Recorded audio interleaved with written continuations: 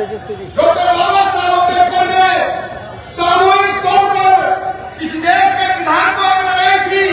वो विधान जो मनु ने बनाया था और उस विधान को लगा करके ये बता रहे कि हम गुलाम नहीं है। आज मैं भीमान की कार्यकर्ता उस विधान को फिर से आगे आता हूँ और ये कहता हूँ कि हम किसी भी प्रकार की गुलामी को नहीं मानेंगे, हम ऐसी किसी चीज को नहीं मानेंगे जो हमें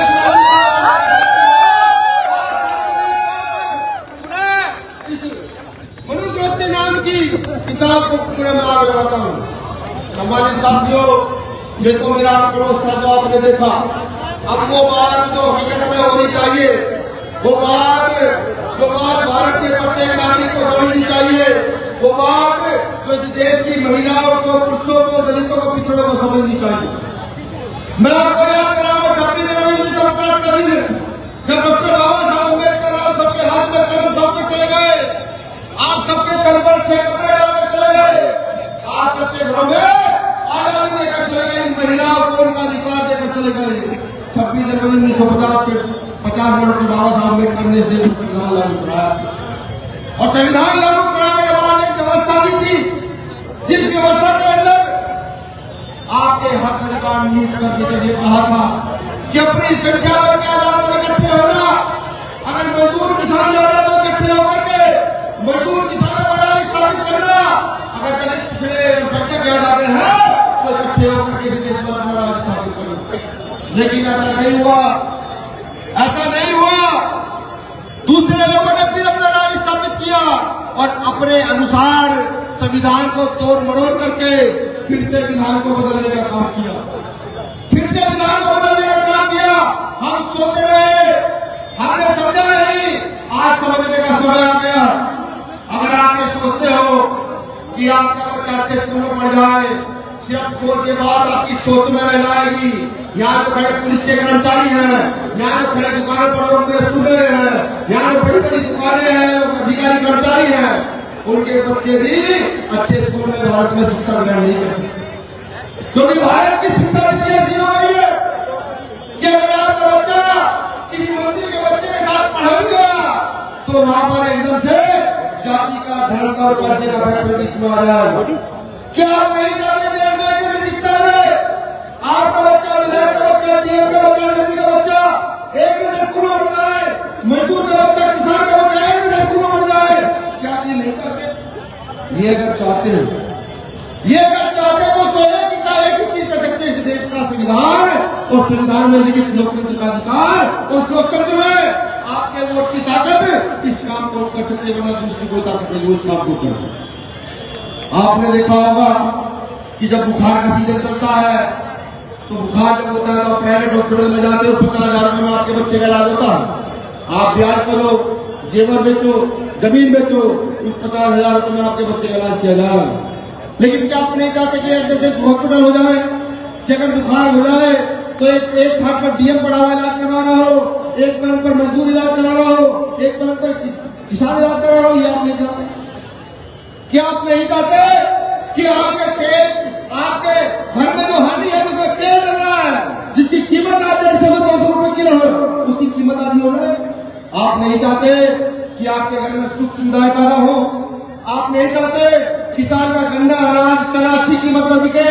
आप नहीं चाहते कि आपके क्षेत्र में पैदा होने वाला कोयला, आपके क्षेत्र में पैदा होने वाला खनिज, आपके क्षेत्र में पैदा होने वाला रेत, आपके क्षेत्र में निकलने वाला पत्थर वो आपके क्षेत्र में निकले? आप नहीं चाहते।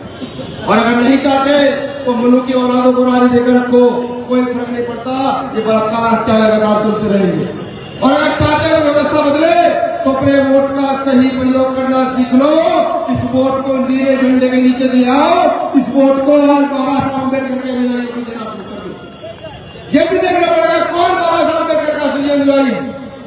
मैं गर्व से कहता हूँ कि मैं भाई तरह का नाम लेता हूँ, मैं गर्व से नाम लेता हूँ कि मेरा नेता गोली खा करके भी, मेरा नेता जेल जा करके भी, मेरा नेता को अपनी हटिया कुआ करके भी डॉक्टर अम्बेडकर के मिशन पर खड़ा है।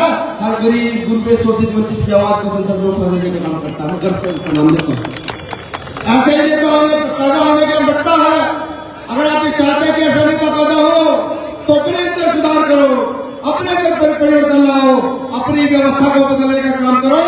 अपने घर में रखी हुई टूटी चारपाई को देखो, अपने कच्ची छत को देखो, उन कच्चे कपड़ों को देखो जो आपके घरों पर डले हुए हैं। ये देखो तो कि अगर इसको बदलना है, ये छप्पर कच्चे मकान में परिवर्तित करना है, ये बच्चे जो पढ़ने और अच्छी शिक्षा लेनी है, तो अपने वोट का सही प्रयोग करना सीख लो मेरे साथियों। क्योंकि बाबा साहब अम्बेडकर ने 26 जनवरी 1950 को संविधान लागू कराया, तो उस समय बाबा साहब अम्बेडकर के साथ के नेताओं ने एक बात और कही। इस बात को गौर से सुनिएगा। उन्होंने कहा था डॉक्टर अम्बेडकर अपने लोगों को अधिकार देते चले, लेकिन इनमें इतनी बुद्धि कहां से लाओगे, इनमें का परिवर्तन कहां से लाओगे? हम इनको डराएंगे, धमकाएंगे, नाम चला तो खरीदेंगे, राजा अपना बनाएंगे। उन्होंने ऐसा ही किया। उन्होंने डराया, धमकाया, कुछ लोग डर गए, कुछ धमक गए। जो डरे नहीं उनको खरीदा गया। उन्होंने इस देश में राजा अपना बना दिया, और राजा अपना बना करके बलात्कारियों को सजा होनी चाहिए, बलात्कारियों की मानते होंगे। राजा अपना बना करके यहाँ नए आतंकवादी पैदा कर दिए, जो इस देश को धार्मिक राष्ट्र बनाने की बात करते हैं, नए आतंकवादी पैदा कर दिए। उसका जवाब कौन देगा? आज कोई सुनने वाला नहीं है, आज कोई समझने वाला नहीं है। अगर आज आपकी बात को सुन सकता है, आपकी बात को समझ सकता है, तो वो सिर्फ आपका वोट का अधिकार है। इस वोट के अधिकार को बोलने वाले लोगों के दोगे।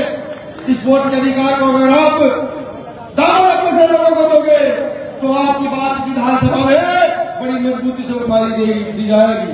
और इस वोट का अधिकार उन लोगों को दोगे जिनकी बात भाई दामोदर यादव कर रहे थे, तो मुझे लगता है कि दामोदर भाई वो लोग ना तो आवाज उठाएंगे, ना ही कभी सिरे से उठवाएंगे, वो वही के वही दफन रह जाएंगे।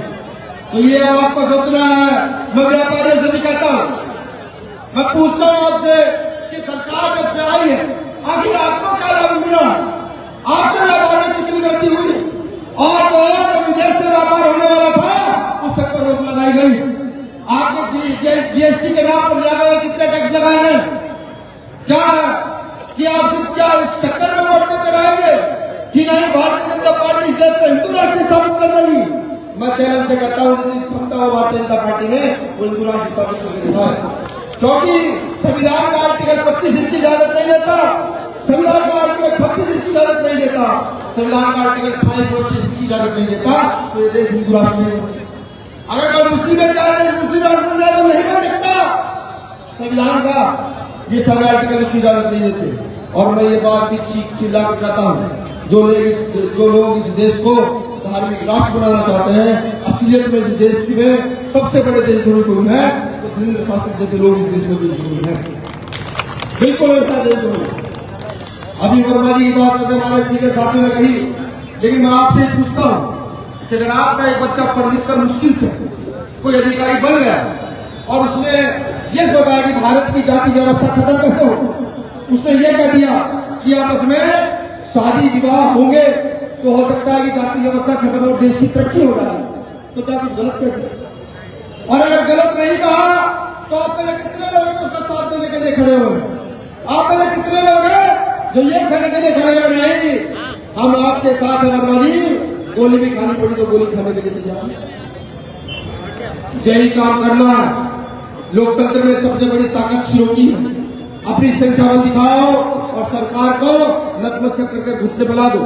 वो कौन सा जिला है जहां पर उन्होंने खून से मनुष्य की बात कही है? कौन सा जिला है? हरदा।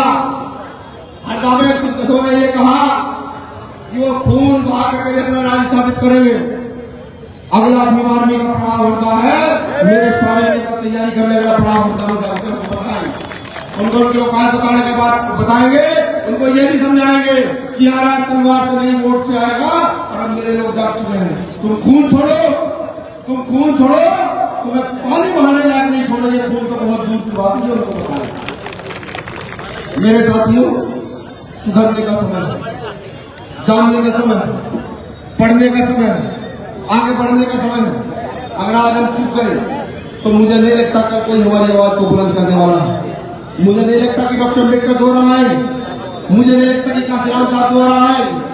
तो इस व्यवस्था को बदलने के लिए अपने सामाजिक परिवर्तन, आर्थिक उन्नति के इस आंदोलन को आत्मसात करते हुए खुद मेहनत करनी शुरू करो। आजाद समाज पार्टी का दामन थामो, भीम आर्मी का दामन थामो, जिससे इस कानून को पूरे देश में लागू कराया जा सके।